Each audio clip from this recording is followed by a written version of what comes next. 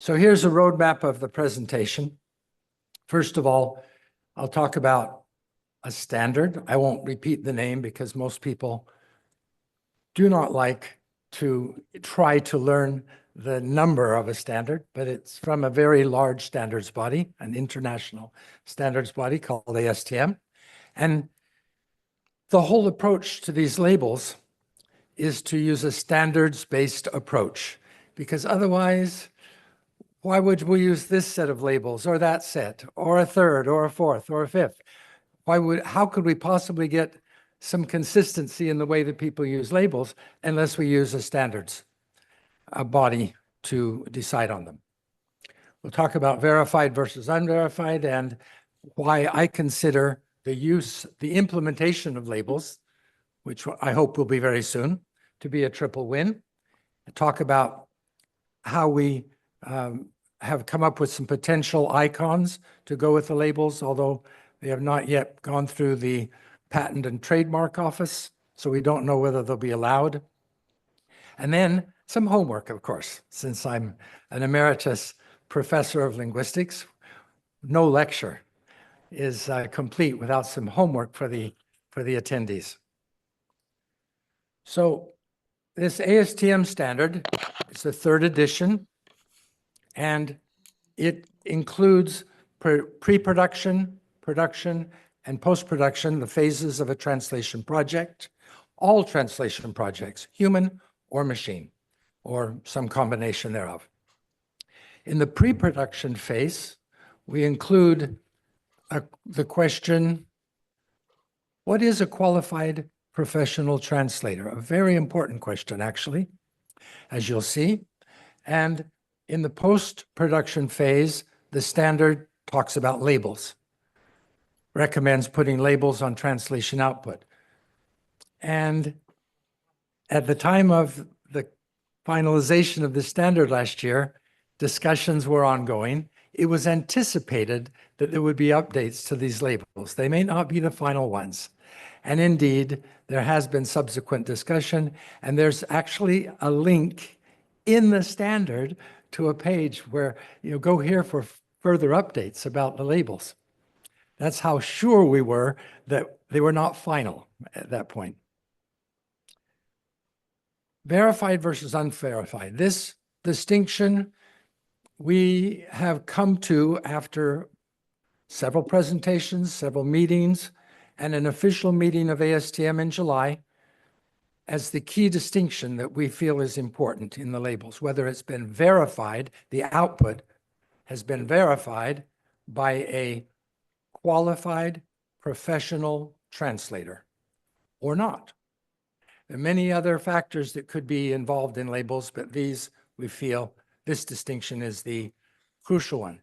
Notice it's not simple like it used to be, human versus machine. Now, why do I call it a triple win? Consumers. Now, here we're building on the metaphor of, well, it's not a metaphor. We're building on the well-known fact of consumer protection labels. And we're saying, well, why not call someone who reads a translation, instead of calling them the end user or the end reader, call them a consumer. They consume text. They consume translation output. This has gone over pretty well. And this allows us to say, well, then what kind of labels, consumer protection labels, would you put on text that is translation output? We believe that putting labels on output for consumers, this is everyday consumers they're not specialists. They come to a website, come to a document anywhere, instructions and it's a translation. What do they need to know? If it's food, they're sensitive, have celiac disease, they very much need to know whether there is gluten. So a gluten-free label is a very important consumer protection label. In paint, you don't find it anymore, but you would want to know if it's lead-based or not, and all kinds of consumer protection labels. Well, why not extend that to translation? Consumers need to know something about the translation they're looking at, especially whether to have confidence in it, and in particular, if it's high stakes, whether they're making an important decision based on the translation. Providers, both individual translators and organizations, LSPs, and publishers. And here we're using publish, broad sense of anyone who makes available a translation available to a consumer is a publisher. They don't have to be a major publishing house, a book publisher. If it's on a website, they're publishing it. If it's on a brochure, they're publishing it. And then we're talking about system developers, which is a very big constituency here at AMTA. And I propose that system developers are winners as well. Well, consumers, they win because they get warning labels or confidence labels. Providers and publishers are able to be transparent, and in particular, they're able to justify their pricing. There should be a distinction between verified and unverified translation. And verified is more expensive, and it's worth it. System developers, I haven't presented this to a group of system developers, and so I'm really anxious to see how you react. This is about the data you train on. If we had metadata for translation output, you know it's a translation, and you know whether it is a translation that has been verified by a qualified professional translator, wouldn't that be privileged data in training a system? So let's break down those labels a bit. This is the first time we've looked at them, which is PVT and UVT, the acronyms: professionally verified translation and unverified translation. Simple binary distinction. This came about partly through recent studies, including a master's thesis that I was involved in, where the student determined that in the case of American Translators Association certification exams, human translators who are not qualified, their output is not clearly distinguishable in terms of quality evaluation, not clearly distinguishable anymore from raw machine translation. A few years ago, the distinction was much clearer. So now we can't just say, well, whether a human was involved or not, but a qualified professional. So we've got the icons, proposed icons. Source and target. Source is broken line because you can't see it, or at least if you can see it, you can't read it.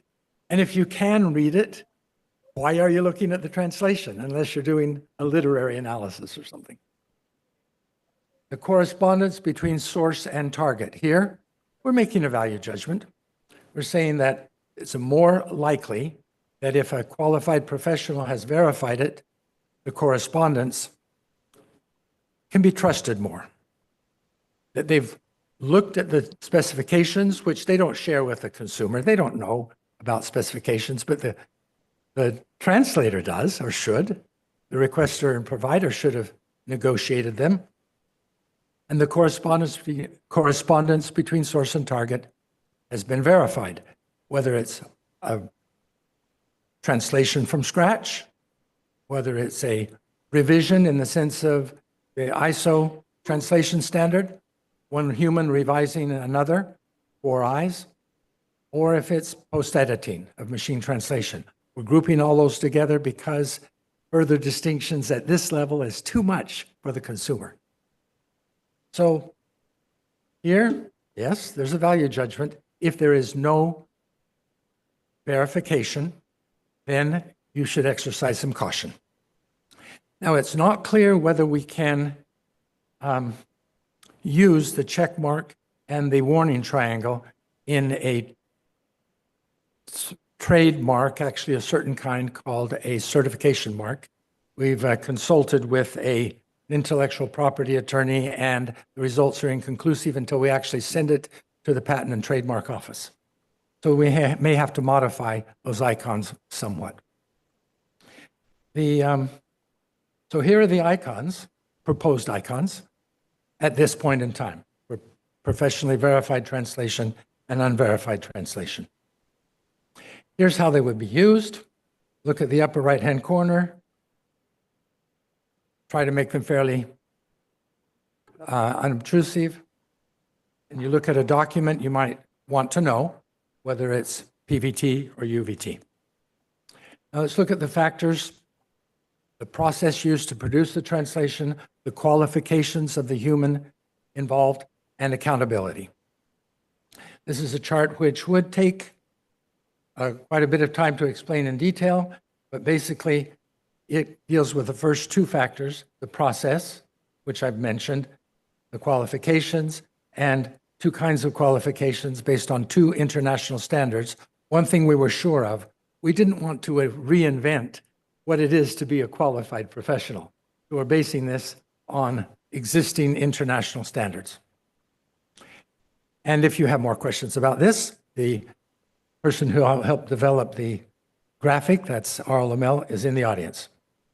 Accountability, who's taking ownership, taking responsibility. It's implied that a professionally verified translation, whoever it is, whether it's an individual translator or an LSP, will take responsibility. They'll be accountable for errors. Now, what can you do? Your homework. First of all, we'd like to confirm, and here I'm not getting into AIGC yet, AI-generated content. That's for my colleague Michel Simard in the next presentation. But UVT, you will see, is a superset of AI-generated content, which also includes content where that's been verified, produced or verified by a non-qualified human. Now you might say, you're throwing non-qualified humans in the same bin as machines? Well, sorry, translation is becoming a real profession. And if you want to be in the other bin, you better be qualified. So we'd like to ask you to help us sell this whole thing. First of all, tell us whether you can support the labels we've come up with after many discussions, surveys, revisions, the PVT, UVT, and submit some scenarios where UVT is low risk. It better be over 90% of all the translation in the world, or we're in trouble, because most of it is UVT. And if it's high risk, we've got a problem. And then, in particular, some scenarios where PVT is needed, where errors in correspondence could cause harm. You can tell if it's fluent, but you can't tell if it corresponds. And we'd like you to reveal to us your stakeholder group. And here is the survey. You can either go to the tranquility.info, not tranquility.org or tranquility.com, but tranquility.info, and this tells me that I want to stop for questions and answers. Or if you can capture the QR code, that'll take you there as well. Please take the survey. And now we're to the question and answer period.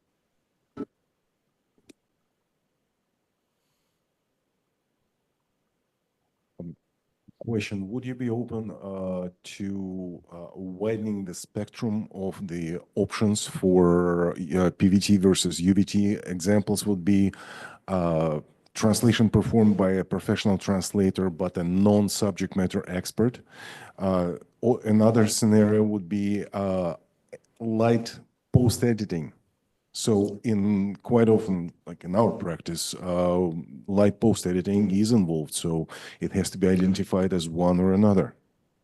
Well, in the first question, subject matter expert or not, if you go to the Tranquility website, tranquility.info, you'll see you can go to a page on what is a qualified translator, and you can see a summary of the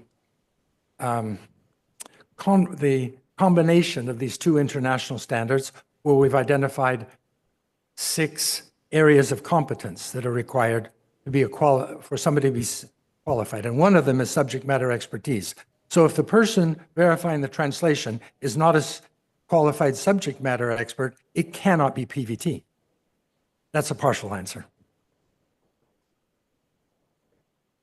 Like post-editing, if the specifications do not require highly fluent output, but do require subject matter expertise, and the specifications are clear, and the person doing the verification follows them and is qualified to follow them, then it could be PVT because it would satisfy end user needs in this particular use case. And that's up to the professional to determine. We can't teach the consumer who's just looking at a label all about how you measure gluten content and how you do a chemical analysis of calories and so on. They just need a simple label. All of the other is behind the scenes between the requester and the provider.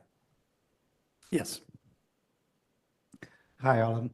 First of all, you know that I love you, right? Okay. I know you love me and I know you disagree. Okay. Okay. So first thing to say is that the metadata idea is really brilliant. A lot of people need that to mark their TMs between AI generated versus human reviewed. But my question to you is a hard one, is what happens if you have a qualified translator doing a sample review? Is the content... If you have a qualified translator doing what kind of review? A sample, reviewing just a sample of the Sampling. translation. Sampling has come up. It's unresolved.